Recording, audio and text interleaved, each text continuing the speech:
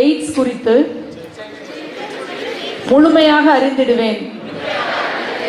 அறிந்ததை என் குடும்பத்தில் உள்ள அனைவருக்கும் தெரிவித்திடுவேன்.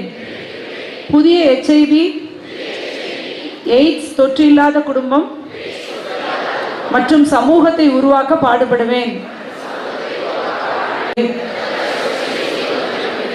HIV மற்றும் எய்ட்ஸ் தொற்றுள்ளோரை அரவணைப்பேன்.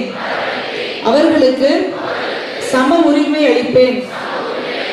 ஒவ்வொரு தனி மனிதனின் தனிப்பட்ட உரிமைகளை மதித்து நடப்பது எய்ட்ஸை முடிவுக்கு கொண்டு வர பாடுபடுவேன் என உளமாற உறுதி ஏற்கிறேன். நன்றி.